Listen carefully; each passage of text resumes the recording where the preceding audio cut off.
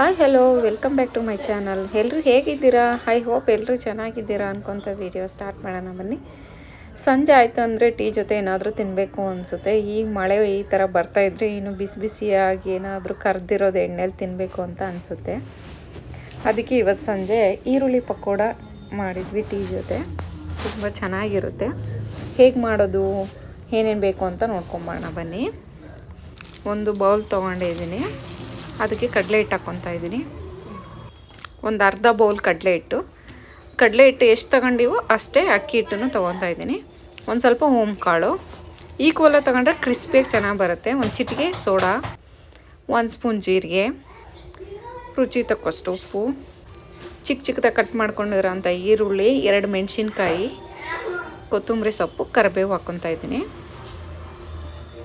ಇದೆಲ್ಲ ಹಾಕಿಬಿಟ್ಟು ಮಿಕ್ಸ್ ಮಾಡ್ಕೊಳ್ಳೋಣ ಚೆನ್ನಾಗೆ.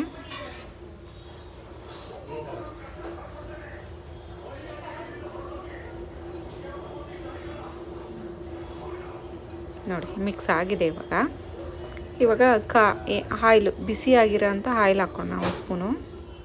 ಈ ಥರ ಆಯಿಲ್ ಬಿಸಿ ಮಾಡಿ ಹಾಕೊಂಡ್ರೆ ಕ್ರಿಸ್ಪಿಯಾಗಿ ಬರುತ್ತೆ ಪಕೋಡ. ಇವಾಗ ಸ್ವಲ್ಪ ನೀರು ಹಾಕ್ಕೊಂಡು ಕಲಿಸ್ಕೊಳ್ಳೋಣ.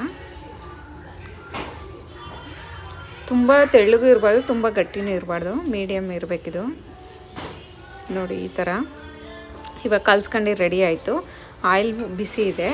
ಬನ್ನಿ ಪಕೋಡ ಚಿಕ್ಕದಾಗಿ ಆಯಿಲ್ ಬಿಸಿ ಆದಮೇಲೆ ಚಿಕ್ಕದಾಗಿ ಬಿಟ್ಟರೆ ಈರುಳ್ಳಿ ಪಕೋಡ ರೆಡಿ.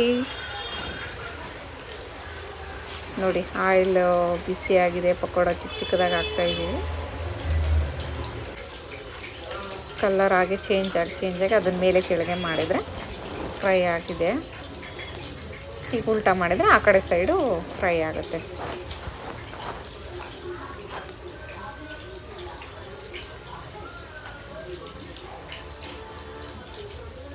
ನೋಡಿ ರೆಡಿ ಆಗಿದೆ. ಇವಾಗ ತೆಗೆದುಬಿಡೋಣ.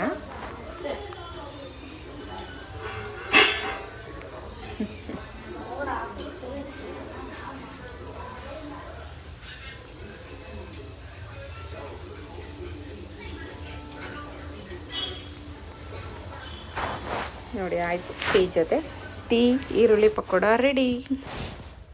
Thank you.